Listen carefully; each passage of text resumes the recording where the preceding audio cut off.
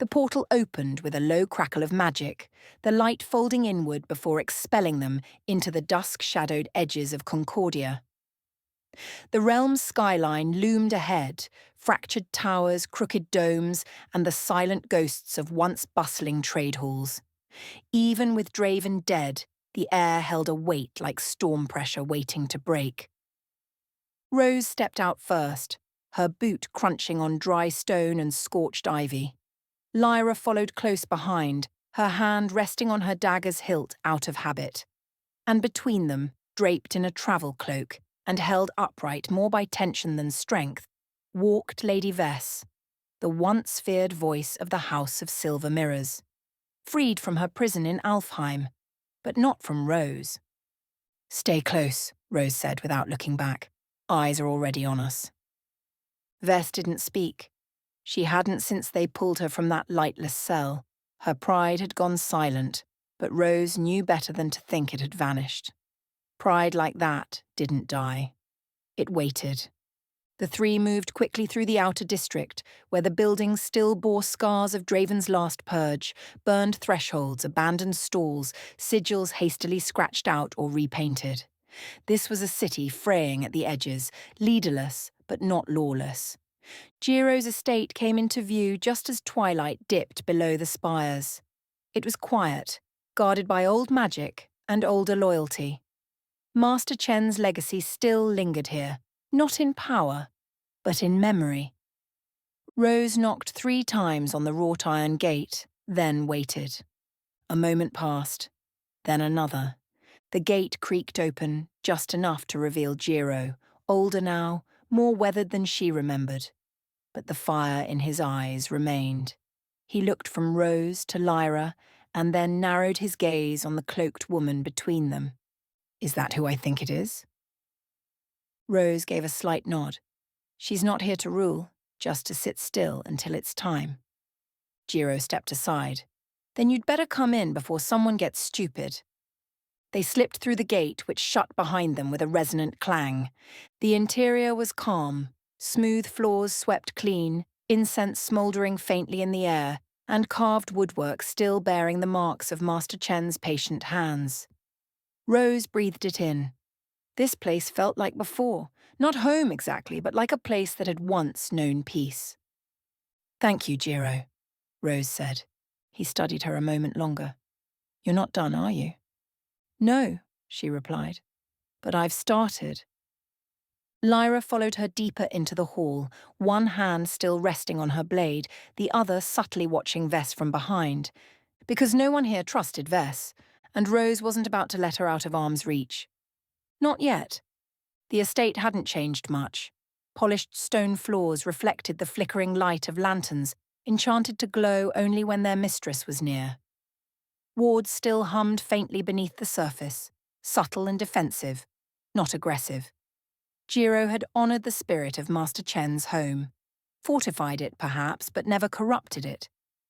Rose walked slowly down the central corridor, her fingertips grazing the carved railing along the edge of the upper landing. It had been years, but the weight of memory hadn't lessened. She paused near a carved pillar, tracing a groove Master Chen had once pointed out as a flaw, one he had chosen to leave as a lesson in humility. She smiled faintly. Behind her, Lyra moved like a shadow, silent, alert, her eyes scanning every doorway and passage. Vess, by contrast, walked with regal stiffness, her silence louder than words. The woman had been a symbol once, elegance, ruthlessness, power, but now she wore the exhaustion of captivity and the dull restraint of someone who knew she wasn't free. Giro reappeared from a side hall, his sleeves rolled up, eyes sharp.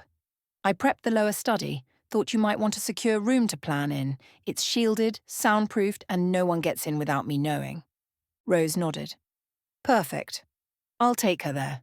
She stays under roof, within sight, and never alone." Vess gave her a withering look, but Rose met it flatly. "You're not a prisoner," Rose said, "but you're not a guest either." "I'm the only reason the House of Silver Mirrors hasn't collapsed entirely," Vess said, voice like brittle glass. "And you know it." Rose stepped in close. just enough that Vess could feel the heat radiating from her skin, the fireheart crystal beneath her cloak responding to her pulse. "I know exactly what you are," she whispered, "and if you try to be anything else, I'll finish what Draven started." The tension pulsed between them like drawn wires. Then Rose turned and nodded toward Lyra. "Escort her." As Lyra moved, hand firm on Vess's arm, Jiro leaned toward Rose. "You going to use her?" "I'm going to let her believe she's being used, until she believes it's her idea." Jiro gave a low whistle. "You haven't changed." "I've changed enough," she replied. "Now tell me, who's still in Concordia? I need names. Factions.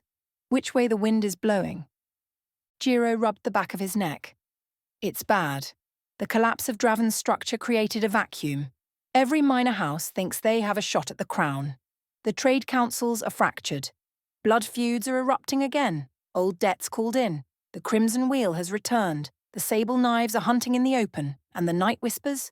They're watching." Rose's eyes narrowed. "Watching or waiting?" "Both," Jiro said. "And they've noticed your back." "Good," she thought. "Let them notice. Let them remember who laid the foundation they're now trying to profit from."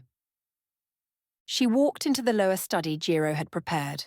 The room was familiar and the old map still hung behind the desk, layers of arcane threads woven into the corners, enough to make the shadows dance if the wrong person stepped in uninvited. Lyra stood against the far wall, arms crossed, her gaze falling on Rose as she entered. "She's in the adjoining room. No weapons, no magic. I'll keep it that way." Rose gave her a nod, grateful for the quiet loyalty. "We won't be here long, just long enough to set the board." Jiro followed her in with a tray, 3 cups, a kettle of dark tea, and a scroll case. "Intel," he said simply, setting it on the desk. "Compiled over the last few weeks. Portals, patrols, shifting allegiances. It's not everything, but it's enough to make you dangerous." "That's all I ever needed." She unrolled the scroll and began scanning. Lines of magic illuminated her irises for a moment, drawn by the fireheart crystal's presence. The scroll whispered its secrets: house movements, night whisper disappearances, ghost factions rising again. Lyra stepped closer. "You going to call them?" Rose didn't look up. "The House of Night Whispers?" "Yeah. I'm not calling," Rose said. "I'm challenging." Lyra tilted her head. "Risky." "It's the only language they respect." Silence fell as the strategy began to take shape. The Queen hadn't returned. The Empire wouldn't rise. But something new was coming. Something colder, sharper, more deliberate, and it had just walked back into Concordia. Jiro returned a few minutes later carrying a sealed envelope on a tray. No name, no sigil, just this. He set it down beside the scrolls. Rose didn't move right away. Her eyes were fixed on a thin strand of vapor curling from the ink well beside her. She didn't need to touch the envelope to know who had sent it. The paper was folded with a method she had invented. The wax seal was pressed in a specific 3-part rhythm. No crest, no identifying mark, but to the right eyes, a signature. Not a threat, not a plea. A reminder. "Someone just blinked," she murmured. Lyra raised a brow. "Problem. Number and opportunity." Rose broke the seal and unfolded the note carefully. It held only 5 words scrawled in perfect slanted script. "The ledger remembers the flame."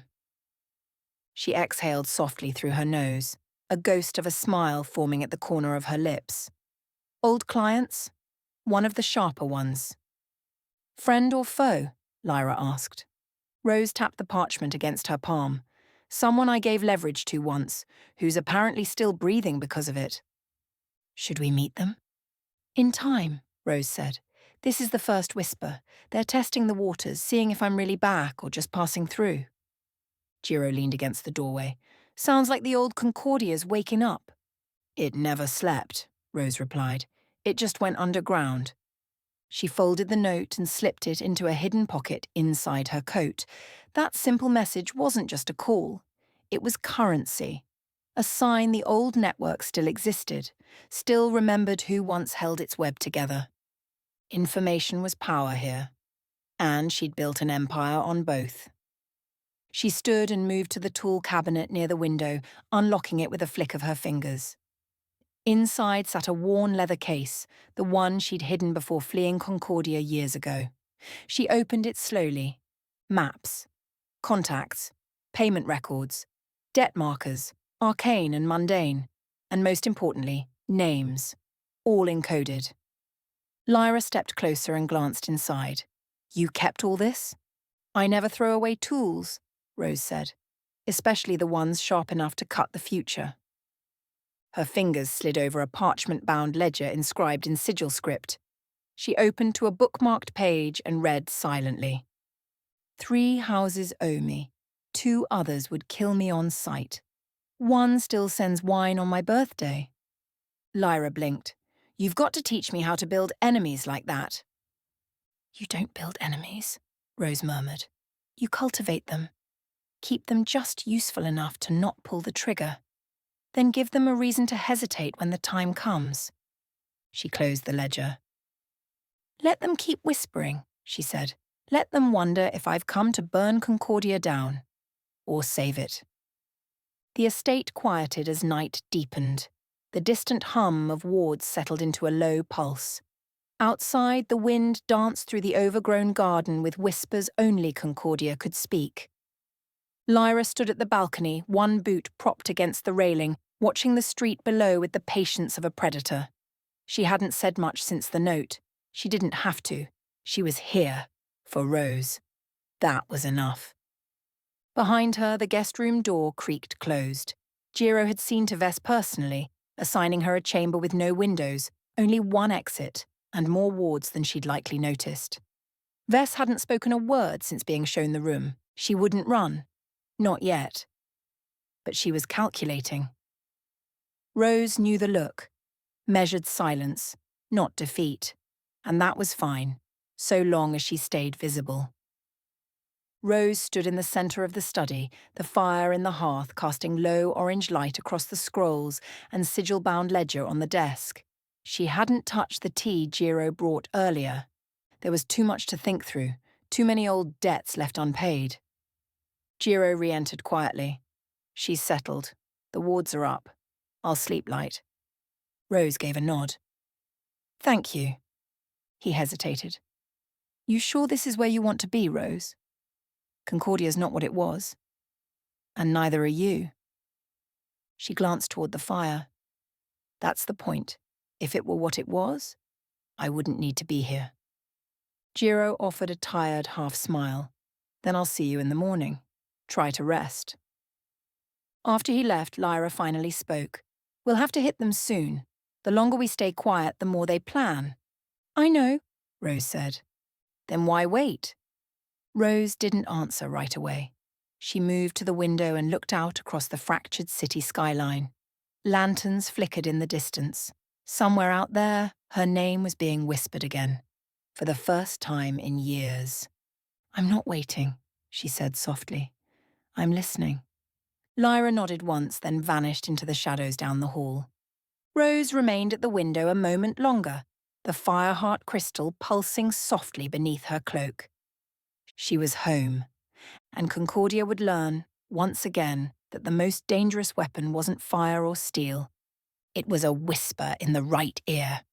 She turned away, doused the lantern and closed the door behind her. The fire had burned low in the hearth, only embers now, crimson veins pulsing softly in the ash, echoing the glow of the fire dagger Rose turned slowly in her hands. She sat alone in the study, the others tucked away in their rooms. Vess under warded lock, Jiro asleep behind a double-barred door, Lyra somewhere. Rose hadn't asked. She didn't care. At least that's what she told herself. The dagger was warm, not magically, emotionally. It remembered its owner. "You called dibs," Katrina had said, placing it in Rose's hand like it was a gift, not a wound. Rose hadn't flinched then. She'd nodded, pocketed the blade, and walked away. Just like she always did. But now, in the flickering dark, she couldn't stop staring at it. She could still feel the weight of chains on her wrists, still taste the copper tang of blood, still hear Draven's voice, low and gloating, telling her who made the betrayal possible, who opened the door, who stood there and watched. A soft creak behind her. No knock, just the sound of a boot brushing the doorframe. She didn't look up. "I thought you'd be asleep," Lyra said, her voice like a smirk half hidden behind shadow. Rose kept turning the dagger. "Guess not." Lyra stepped into the room. "You always were the night owl. Same chair, same fire. Little more blood on your hands now, though, huh?" Still no reaction. Lyra moved closer, stopping just short of the edge of the rug, respecting distance, or pretending to. "I saw the look in your eyes earlier," she said, quieter now. "Back at the portal. You wanted to say something." Rose finally looked up. Her face was unreadable, blank, almost calm. But her eyes burned. "I had a lot of things I wanted to say," she said flatly. Lyra studied her a moment. "So say one of them." "You wouldn't listen." "Try me." A long silence. Then Rose stood, slow and deliberate. She placed the fire dagger on the table between them.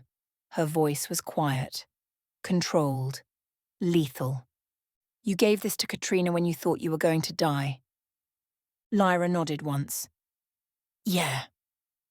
And that was the closest thing to an apology I ever got. Lyra's smirk faded.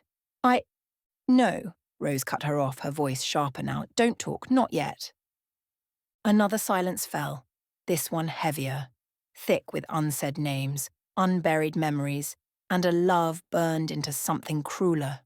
Rose took a step closer. "You think we're fine, that you walked back in, and I just moved past it." Her voice didn't rise, but it got colder.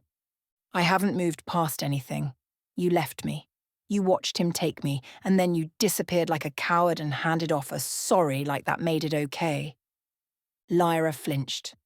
For the first time, she didn't have a comeback. Rose leaned in, just enough that Lyra could feel the heat from her skin. The fireheart crystal beneath her cloak flared briefly, pulsing with restrained fury. "You want to rekindle something?" Rose asked. "Then you can start by earning it, because right now, Lyra..." She picked up the fire dagger and pressed it into Lyra's chest, not with violence, but with clarity. "All I see when I look at you is what you let happen to me." And with that, she stepped back, turned away, and walked toward the door. "You can sleep wherever you want," Rose said, not looking back, "just not near me." Then she disappeared into the hall, her footsteps silent. Lyra stood alone in the firelight, and for once in her long, dangerous life, she had nothing to say. Lyra didn't move. The door was still swinging slightly in Rose's wake, the soft creak a cruel echo in the silence. She looked down at the dagger in her dagger now carried by the woman who once trusted her more than anyone. The warmth it gave off wasn't magical. It was memory. It was weight. The fire in the hearth had nearly gone out now, leaving only a dim orange glow dancing across the walls like shadows of a past too stubborn to die. Lyra stood there in the quiet, the dagger resting against her palm. She didn't follow. She didn't speak. She just watched the fire fade and wondered if anything between them could ever burn again. The scent of roasted herbs and fire-seared meat drifted through the estate like a promise. Jiro moved with practiced precision in the kitchen, his sleeves rolled up, his long hair tied back in a rough knot. Steam rose from a pot as he plated a spread. Eggs, blackened vegetables, a loaf of fresh bread sliced into even pieces. He was already setting the table by the time Rose walked in. She didn't speak. She didn't need to. Jiro looked up, gave her a quiet nod, and pulled a chair out for her before she even chose one. "Coffee, strong. No sweet," he said, already pouring.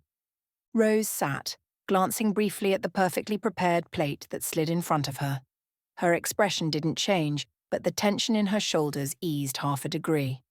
"Thanks," she murmured. "Always," Jiro replied. Across the table, Lady Vess was already seated, dressed in silks too fine for the mood, smiling too much for someone who had no control anymore. I must say, Jiro, the estate smells divine. Master Chen would be proud. He gave her a nod, but it was lukewarm, polite, distant. I cook for those who earned this house, he said. Vess's smile faltered, just a flicker, before recovering. Of course. Old loyalties. How charming. Before she could angle further, the door creaked open again. Lyra. She stepped in, hair slightly tousled from a night of tossing, eyes scanning the table with faint surprise. Rose didn't even look at her. Jiro did, but not with warmth. He gave a small nod, one of recognition not welcome, then gestured with his thumb to the far side of the kitchen where a stack of clean plates and a covered tray waited. Help yourself. The words were crisp, courteous, final. No offer to sit, no poured drink, no plate. Lyra hesitated only a second. She got the message. She walked to the corner, uncovered the tray, and began serving herself in silence. Jiro returned to the table and placed a small jar of smoked salt near Rose's hand, as if he remembered the exact way she liked her food. Which he did. As he sat beside her, he offered a casual but cutting remark. Master Chen always said the measure of a guest is how they enter a house, and what they leave behind when they go. Lyra froze just slightly, a spoon hovering mid-scoop. Vess, watching the exchange like it was theatre, sipped from a glass of tea she poured herself. Rose finally spoke, low and measured. Then let's hope the ones who come back know what kind of table they're sitting at. No one said anything for a moment. The room wasn't hostile. It was worse. It was heavy with knowing. Jiro buttered a slice of bread. Second kettle's still warm, Lyra. Mugs in the cabinet. That was all. No invitation to sit, no recognition of rank, just a neutral space and a corner in which to stand. Vess cleared her throat delicately, dabbing the corner of her mouth with a silk napkin that didn't belong to her.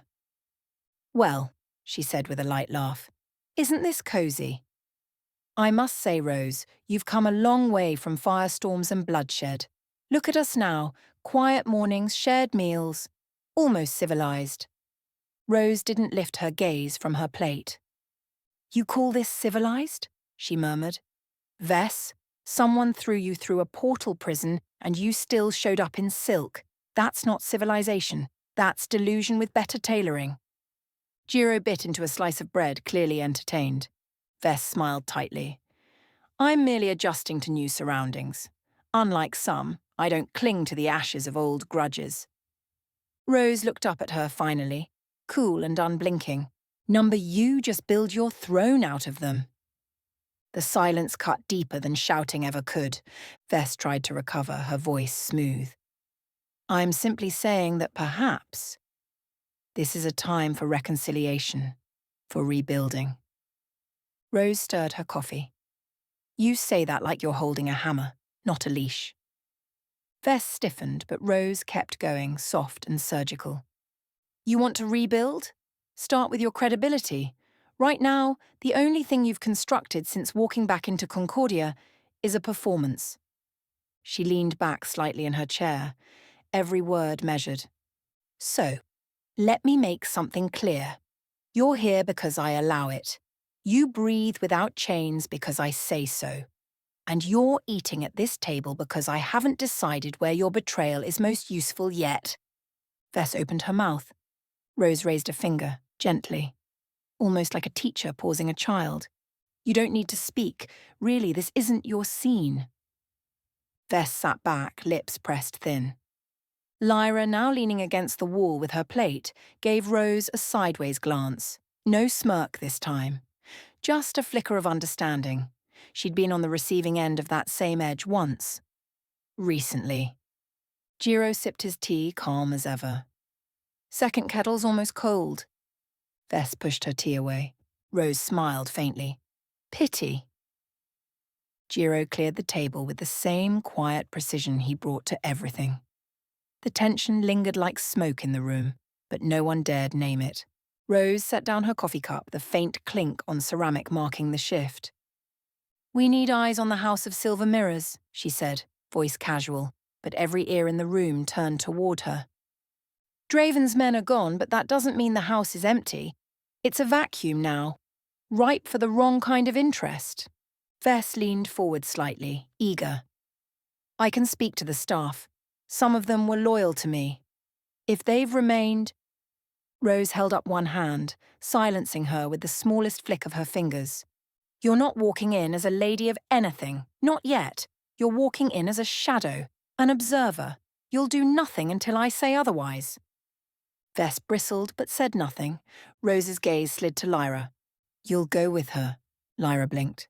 "To babysit." "To watch," Rose corrected. "And if something's waiting in the dark, I'd trust you to see it first." Lyra gave a small nod, no protest. She understood this wasn't a trust mission. It was containment, tactical and personal. Vess exhaled through her nose. "And where will you be?" Rose stood, adjusting her coat with practiced ease. "I have my own visit to make." No one asked where, but Jiro, who had known her longer than most, narrowed his eyes slightly. "You're going to them," he said softly. Rose didn't confirm it. She didn't need to. The name didn't have to be spoken. Everyone in Concordia knew the whispers still travelled, through inkless scrolls, fading graffiti, flickering lights at midnight. The House of Night Whispers. Rose looked toward the window, where the morning sun was cutting through the mist like a blade. "They've stayed quiet long enough," she said, "and they remember me." Lyra tilted her head. "You think they'll still open the door?" Rose's smile was razor-thin. "They won't have a choice." The room had gone still again. Only the faint clink of Lyra's fork against her plate broke the silence, and even that sounded cautious now. Rose adjusted her coat, then fastened the last clasp at her throat with precise fingers. When she looked up, her gaze swept the room like a blade finding its sheath. "Jiro," she said, "you're in charge until I return." He inclined his head. No questions, just quiet loyalty. To Vess, Rose offered no words, only a long look. Not a warning, a verdict waiting to be passed. Then to Lyra, not cold, but not warm either. Keep her alive. Keep her honest. Lyra nodded once, as if that balance was one she knew too well. Without another word, Rose stepped toward the door. Her boots barely made a sound on the stone. The fire dagger rested against her hip, silent but warm, its heat trailing behind her like memory. She opened the door. Misty daylight greeted her, grey and soft, curling along the cobbled street like breath on glass. And then she was gone, into Concordia's winding streets, toward a door she helped build, in a house where whispers didn't echo. They listened and remembered. The alleys of Concordia were quieter than usual, like the city itself was holding its breath. Rose walked with the practiced grace of someone who didn't need to look over her shoulder to know she was being watched. She took the old paths, the ones even the Shadowrunners forgot. Not because she needed to, but because the House of Night Whispers respected those who remembered the unspoken rules. She reached the archway at the edge of the old market district, faded paint, broken signage, an alley that led to nowhere. Unless you knew the right wall. Unless you knocked the right rhythm. She did. 3 taps. Pause. 2 more. Then silence. For a moment, nothing happened. Then the bricks shimmered, just slightly, and folded inward. The shadows beyond were thick, familiar, and waiting. She stepped through without hesitation. Inside, candles flickered against stone. The air was thick with incense and secrets. Whispers moved like wind through a forest of veiled corridors. Lucian was already standing at the end of the hall. Tall, elegant, wrapped in shadow and silk, his grey hair tied back, his sharp eyes unreadable. He didn't smile, but he didn't scowl either. "Rose," he said smoothly, "you look comfortable." She met his gaze. "Only in places that remember me." Lucian gave a small, deliberate nod. "Oh, we remember." He turned, motioning for her to follow deeper into the sanctuary. "Word travels fast these days," he said, "especially when a warlord dies in the night and the entire realm stumbles trying to figure out who killed him." He cast a glance over his shoulder. Elves, humans, working together, not something we've seen in centuries. He stopped at the inner door. "Tell me, Rose, should I be lighting a candle to mourn Draven?" Rose didn't blink. "Depends who you're mourning. The tyrant or the opportunity." Lucian's eyes glinted. "Ah, there she is." He opened the door. "Let's talk, shall we?" The chamber was warm and dim, lit by floating orbs of low golden light.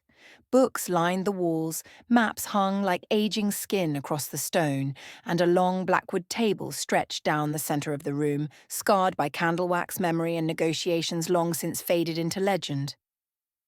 Lucien gestured to a chair. "Please." Rose sat, crossing one leg over the other, hands resting neatly on the table. Composed, civil, but never unarmed. Lucien poured 2 cups of something that smelled faintly of ginger and smoke. He didn't offer a toast, neither did she. "I've had 3 reports," he said after a beat. "One says Draven was slain by a rebel faction. One says he fell to a misfired ritual, and one, my favourite, claims a disgraced elven assassin and a fire-wielding tactician walked through his front door and left a crater behind." Rose took a sip, unbothered. "Sounds theatrical." "It does. And it sounds like you." She looked up. "If I were involved, I would have left fewer rumours. And fewer survivors." Lucian's lips twitched. It might have been amusement. "So you're telling me you weren't involved?" "I'm telling you Draven was always going to fall. Whether I was the flame or the wind beneath it. Does it matter?" Lucian studied her over the rim of his cup. "To some, yes." "Then they're looking for someone to blame. I suggest they choose someone who won't burn the house down in return." Lucien smiled now, slight, knowing. "There she is." He set his cup down. "You want something. You didn't come here just to reminisce." "No," Rose said, leaning in slightly. "I came because Concordia is unravelling, and your house is one of the few that remembers what it looked like before it all went to hell." Lucien folded his hands. "And?" "I'm rebuilding stability. Vess is under watch. The Hall of Silver Mirrors will rise again, but not as it was. I'll make sure of that." "Through her?" "Through what she used to be," Rose said coolly, "and what she fears becoming again." Lucien tilted his head. "You're offering order?" "I'm offering balance. In return, I'll keep your portals hidden, operational, and untouched." "And if I say no?" Rose smiled faintly. "Then I'm afraid other houses may rediscover their entrances by accident, and they won't knock before coming in." She didn't raise her voice. She didn't need to. Lucien studied her, tapping a single finger against the table. "You always were dangerous when you whispered." "And you always listened," she said. Another long pause. Then Lucien leaned back, hands steepled. "We'll back your play, for now. But if Concordia burns again?" Rose stood. "Then I'll be the one holding the bucket." Lucien gave a soft chuckle. "Try not to spill it on the carpet." Lucien rose and crossed to the far wall where a map of Concordia stretched floor to ceiling, updated not with borders, but with faint magical glyphs and flickering markers. Power signatures, faction trails, whispers made visible. He touched one of the glyphs. It pulsed red for a heartbeat, then faded. "You're not wrong," he said, voice low. "The city is unravelling. Half the noble houses are waiting for someone else to move first. The Crimson Wheel is recruiting again. The Black Dawn remnants are scattering, but not vanishing." Rose moved closer, eyes scanning the map. She didn't ask questions. She waited. Lucien turned to her. "We know who's circling the Hall of Silver Mirrors. We know who Vess owes favours to. We know which couriers were paid to look the other way, which guards took bribes, and who's pretending they don't still serve a dead man's agenda." He let that settle in the room like dust. Rose met his gaze. "Then tell me." Lucienne gave a slow, deliberate smile. Oh, Rose, you know better. She exhaled slowly. What do you want? Lucian moved past her, returning to the table. He picked up the second cup of tea, now cooled, and rolled it between his fingers. Access, he said simply. When the portals you control come online, we want a thread, a silent tether, one that doesn't glow, doesn't alert your elven watchdogs, and doesn't interrupt your precious balance. Rose didn't answer right away. Lucian arched a brow. You want the truth? Then let us listen again. Let us move, quietly. Your fire keeps the wolves back, but our shadows keep the rats from chewing through the floor. She turned that over. A thread, a listening line, one she couldn't fully track. You want to sit at my table, Rose said, voice calm. But you want to keep a key to my door. Lucian shrugged. It's the cost of knowing what's beyond it. The silence stretched. Then Rose nodded once. Fine, a thread, not a gate, and only on my terms. Lucien smiled. Naturally. He turned back to the map. Then let's talk. The power players are shifting, and you'll want to know where the next knife is coming from. Rose didn't move toward the map. She didn't need to. Her voice cut across the chamber with the weight of a blade sliding into its sheath. I want everything you have on the Black Dawn. Lucien turned slowly, eyebrows raised. Everything, he echoed, feigning surprise. Names, safe houses, contacts, money trails, anyone who still wears their colours or pretends they never did. Her gaze sharpened. I want to burn them out of Concordia, root and rot. Lucian studied her for a long moment. Draven's dead. The organization's fractured. They're not finished, Rose replied, voice like flint. You know that as well as I do. They're hiding, licking wounds, rebranding. She stepped closer, eyes hard. I don't care what banner they hide under next. If they were his, they're mine now. Lucian's expression shifted. Not fear, he didn't fear her, but recognition, understanding.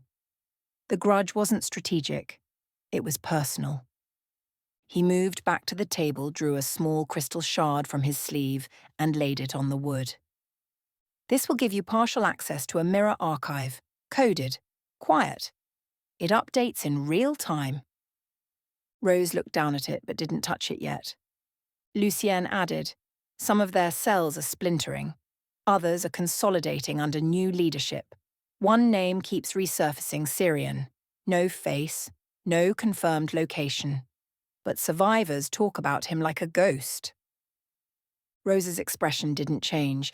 Lucian leaned in, folding his arms. You're not just hunting shadows, are you? Rose finally picked up the crystal. No, she said. I'm setting fire to everything that ever grew from their roots. Lucian gave a small, sharp nod. Then you'd better be quick. Shadows grow faster in the dark. Lucian watched her as she pocketed the crystal, his expression unreadable. You always did know how to burn things down, he said quietly, but fire has a way of drawing attention. Rose didn't respond. He circled the table once, then stopped behind her. A word of caution, he said. Don't get tunnel vision. The Black Dawn may have hurt you, but they're broken now, scattered, bleeding, desperate. He stepped to her side, voice lower now, more pointed. Concordia has other watchers, older ones that didn't fear Draven because they fed him. You chase ghosts too long, and you might not see what's rising behind you. Rose turned to face him fully, cool and steady. I see more than you think. Lucian smiled faintly, as if he both believed her, and didn't. Then act like it. He stepped away, signalling the conversation's end. Your access is live. If something changes, you'll know first. But know this, if you make Concordia bleed again, no whisper will save you. Rose didn't flinch. I'm not here to make it bleed, she said softly. I'm here to make it remember who burned it last. And with that, she turned and walked out, leaving Lucian alone with the map and the knowledge that Concordia had just started smouldering again. The gates of the House of Silver Mirrors stood cracked and crooked, one hinge shrieking softly, as wind tugged at its rusted frame. Ivy crept through shattered window panes, curling like fingers through the bones of a forgotten throne. Vess stood just outside the courtyard, arms folded tightly across her chest. Her face was composed, regal even, but Lyra could see the tension in her jaw. "This used to shine," Vess murmured, eyes sweeping over the broken mosaic tiles. There were light catchers on every floor. They reflected the morning sun through every hall. Lyra stepped past her, boots crunching on debris. "Now it reflects dust and rot." "Thank you for that, Captain Obvious," Lyra smirked, just setting expectations. They moved through the entryway together.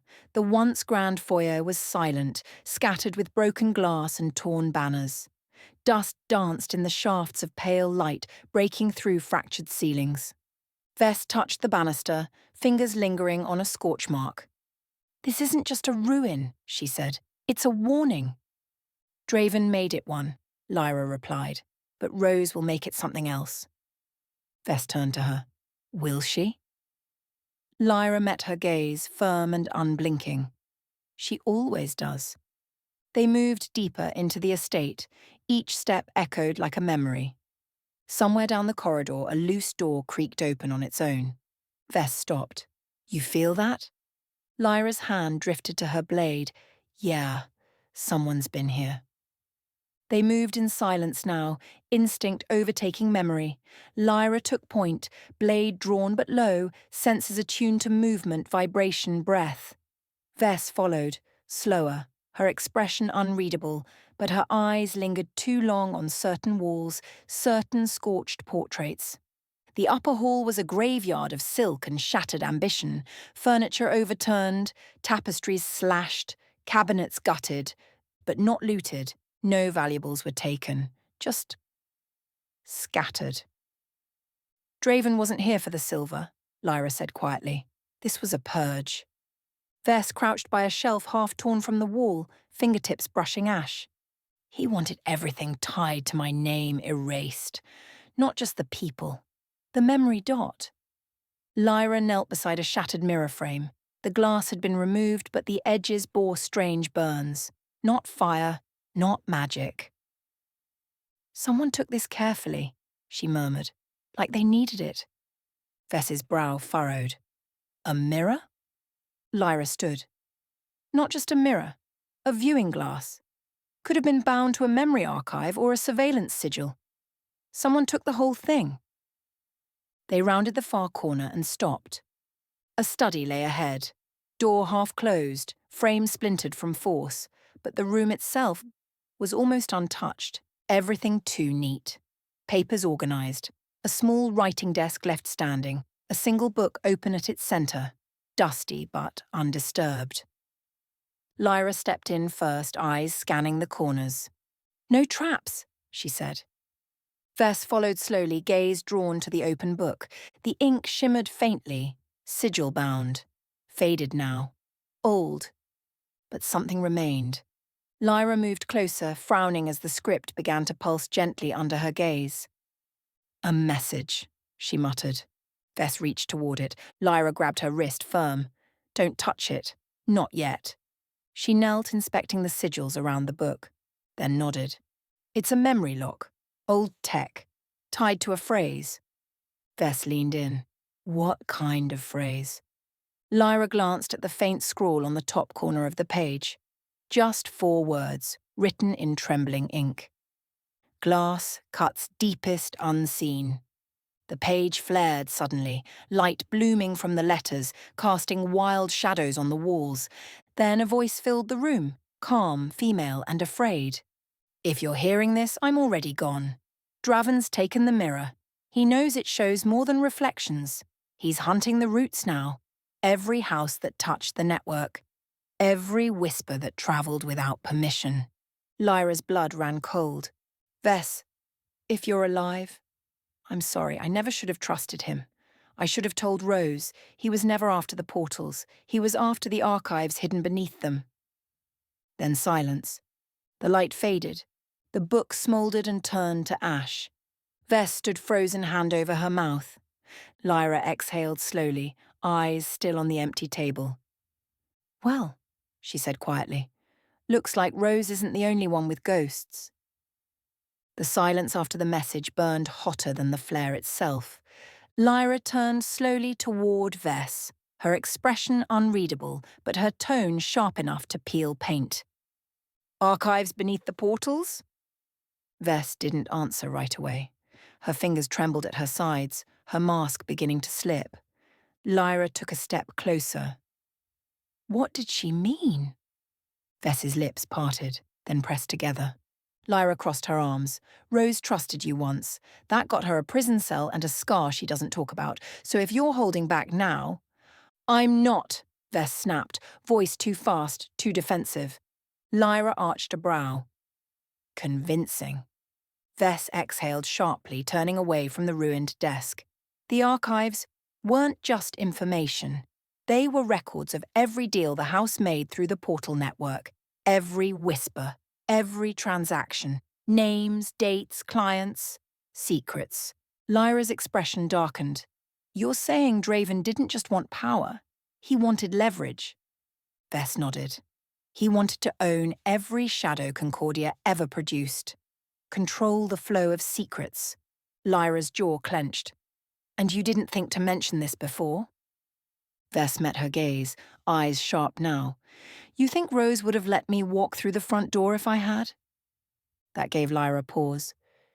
You think I don't know what she's planning? Vess said, voice low, bitter. She's going to use me to draw out the survivors, rebuild the house in her image, then cut me loose the moment I'm not useful. Lyra didn't deny it. Vess took a breath. The only reason I'm standing here now is because I didn't tell Draven where Rose's hidden archive was. That made Lyra blink. There's another archive? She asked carefully. Vess turned away again. It's not active, not connected. It was her failsafe. I helped her build it. And no one knows where it is. Not even you. The words hung between them, heavy as stone. Lyra stepped back, eyes narrowing. Then you better pray she never finds out you kept that to yourself. The moment Vess fell silent, the air shifted. It was subtle, barely a breeze, barely sound, but Lyra's instincts flared like a match. Get down, she hissed. She shoved Vess behind the half-shattered desk just as a sigil flared on the far wall, pale blue and pulsing, hidden beneath a layer of charred wallpaper, until now. Then came the click. Lyra didn't wait.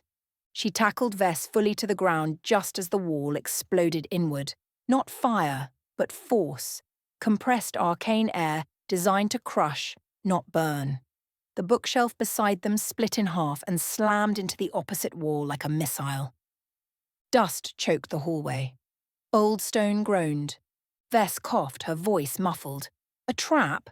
Lyra rolled off her, already pulling her dagger. Worse. A monitor sigil. We weren't alone. They stood cautiously, scanning the wreckage. Then they heard it. Faint footsteps above. Not echoes. Not old boards shifting. Real. Deliberate. Vess's eyes went wide. Who the hell is in my house? Lyra grabbed her arm. Doesn't matter. We're leaving. Now. They sprinted down the corridor, dodging fallen beams and cracked floorboards. Another sigil pulsed briefly on the wall to their left, then flickered and died.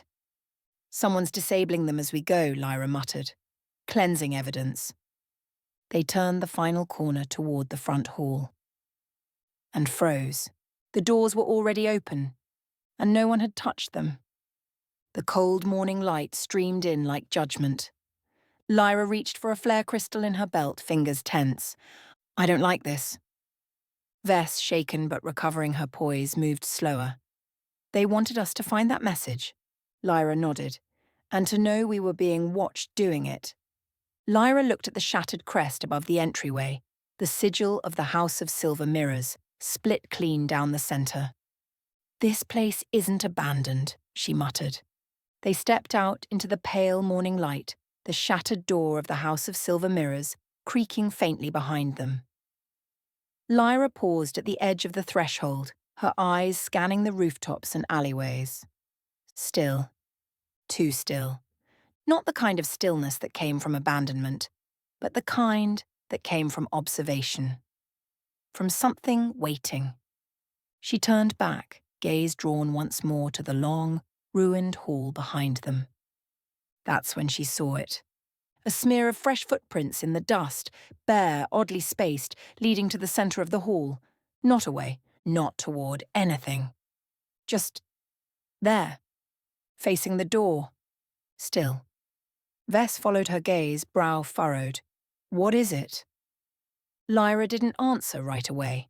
She studied the doorway, the entry hall, the faint magical residue still curling along the walls like after smoke. This wasn't just an echo, she said softly.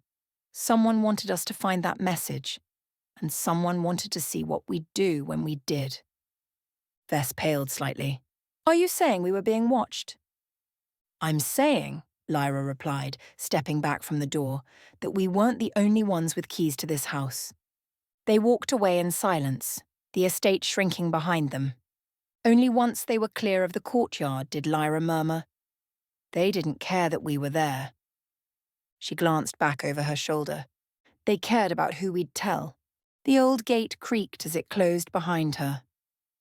Rose stepped into the courtyard of Master Chen's estate like a shadow returning to familiar ground. The mist had lifted slightly since morning, but the city still felt quiet in a way that didn't soothe. It listened. And Concordia always listened before it acted.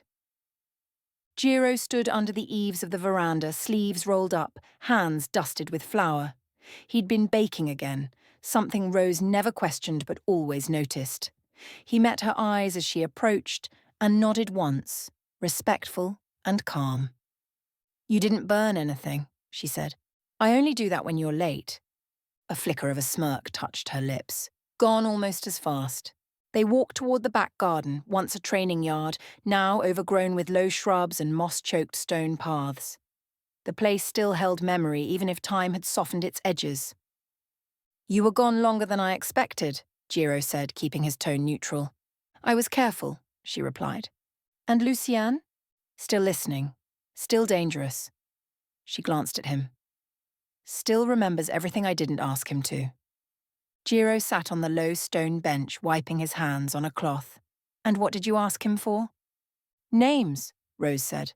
"Movement, remnants of the Black Dawn, anyone trying to reshape what's left."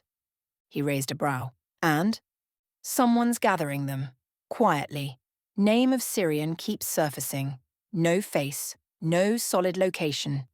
But Lucien says he's not rebuilding, he's evolving." Jiro was silent for a moment, then he nodded slowly. "That's not just vengeance anymore." Rose didn't answer. Instead, she knelt near the fountain basin, long dry, and ran her fingertips along the rim. "I won't let them take root again. Not here. Not in my city." "You'll burn yourself doing it," he said softly. "You always do." Rose's hand stilled. "I'm already ash," she said. Jiro didn't respond, not out of agreement, but because he knew better than to argue when she meant it. They sat like that a moment longer, quiet, steady, familiar. Then the gate creaked again. Footsteps, 2 sets. Rose stood. Lyra and Vess entered the courtyard. Dust on their boots, silence in their eyes. Lyra's face gave nothing away. Vess looked shaken beneath her polished composure. Jiro rose and stepped aside without a word, letting them approach. Rose folded her arms. "Well?" she asked, her voice calm, but cold. Lyra met her gaze. "We found a message, left by someone Vess trusted. Said Draven wasn't after the portals. He wanted the archives underneath them." Jiro stilled beside her. Rose's expression didn't change. "Go on." Lyra's eyes darkened. The rooms were ransacked, not looted, like someone was looking for something. And they weren't alone. Someone else was in that house, still is. A long silence. Then Rose spoke, quiet and slow. "Concordia is a city of secrets, but someone is digging them up." She turned toward the door of the estate. "Then let's make sure we get to them first." Rose turned sharply on her heel. "Inside," she said. No raised voice, no edge, but it was not a request. They followed her through the estate's side hall, past carved doorways and faded tapestries, until they reached the study, Master Chen's old war room. The door shut behind them with a soft click, and Rose activated a silence ward with a flick of her fingers. A faint shimmer washed across the ceiling, then vanished. No one would hear what came next. She took the seat nearest the fireplace, where the embers from that morning's fire still glowed faintly. Lyra remained standing, posture sharp, while Vess hovered closer to the wall, eyes flicking between the two. Rose folded her hands. Start from the beginning. Lyra nodded once. The front hall was wrecked, but not looted. Everything looked dismantled, like someone wanted to erase, not steal. She glanced at Vess. Then we found the study, untouched. Dust on the furniture, a book left open like someone meant us to find it. Rose's gaze didn't waver. And? It was sigil-bound, memory-locked, a warning left behind by someone Vess knew. Rose looked to her now. Who? Vess hesitated, then said quietly, Ilrina. My former steward, trusted, until I failed her. She's dead? Rose asked. Vess nodded. She left a message, Lyra continued. Said Draven wasn't after the portal system. He was after the archives buried beneath them. Jiro swore under his breath. Rose's expression darkened. She said he was targeting the network of whispers, records of every transaction, every black deal, every movement Concordia tried to hide. He wanted to own every secret we ever buried. And did he find them? Rose asked, voice low. Lyra shook her head. We don't think so. But someone took the viewing mirror Ilrina referenced, carefully, recently, and there was something else. She looked to Rose now, meeting her gaze directly. There were footprints, fresh, bare, wrong, standing still in the shadows. Vess finally spoke. They weren't running, they were watching. The room fell silent again. Then Rose leaned back in the chair, slowly. So we have ghosts in broken halls. A buried archive no one was supposed to know about. A viewing mirror missing, and someone who watched you find it. She tapped one finger against the armrest. They're not hiding, they're hunting, but not for me. She looked up. Not yet. Vess stepped forward from the wall, voice soft but deliberate. If they're watching, she said, then they're calculating. That message wasn't a warning for me. It was a litmus test. Rose raised an eyebrow. Explain. Vess folded her arms, regaining some of her court-born poise. Ilrina was loyal, but she was precise. She wouldn't have left that message behind without knowing it would be found, which means it was placed after Draven took the house and before he fell. Lyra frowned. That window's narrow. Exactly, Vess replied. She wanted someone to find it after him, not before. Rose tilted her head. And why would that matter? Because Ilrina didn't trust me to survive, but she did trust that someone else would take Concordia back. Vess's gaze flicked to Rose. That message was for you, not me. Rose was silent, but the shift in her posture said she'd already considered it, and was now re-evaluating what it meant. Vess pressed on. And if someone else is watching the house now, standing still, leaving sigils intact, footprints visible, they're not trying to stop us. Lyra gave her a sharp look. You're saying this is all performance? I'm saying, Vess said carefully, that we're being measured. Rose leaned back in her chair again, fingers steepled. They want to see what I'll do. Yes, Vess said. And more importantly, how you'll do it. Jiro's voice cut in from the corner, calm but razor-edged. Whoever's out there is playing long. You don't leave pieces behind unless you're planning something 10 moves out. Rose didn't reply right away. Then she stood, slow and deliberate. Well, she said, brushing invisible speck from her sleeve. Let's not disappoint the audience. Rose's fingers drummed lightly against the armrest. Once, twice, Then she turned toward the desk and picked up a sheet of clean parchment. She made a few notations in her tight, elegant script, every motion precise. She didn't look up when she spoke. "You did well," she said, almost offhandedly. Lyra blinked. It wasn't warm, but it wasn't dismissive either. "Your assessment was accurate," Rose added.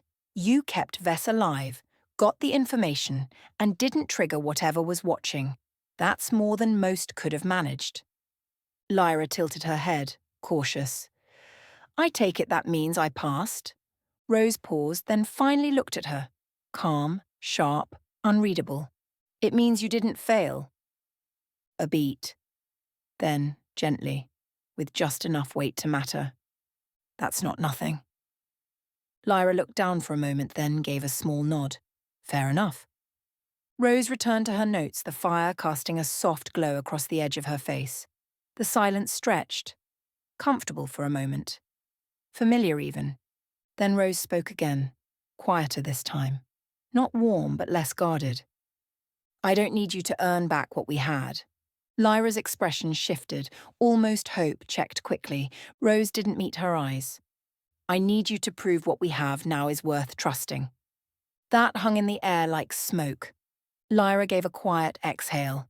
No smile, just a nod that meant more than words. Rose finished writing, folded the parchment once, and tucked it into her coat. "We move on the survivors next, the ones still hiding in the cracks, the ones too quiet since Draven fell." She glanced at both of them. "And if Syrian's real, we find him before he finds us." Lyra straightened. "When do we start?" Rose gave the faintest smile. "We already have." Rose stood from her chair with fluid grace, crossing to a low cabinet against the wall. She opened it, revealing several bottles tucked behind an etched crystal decanter.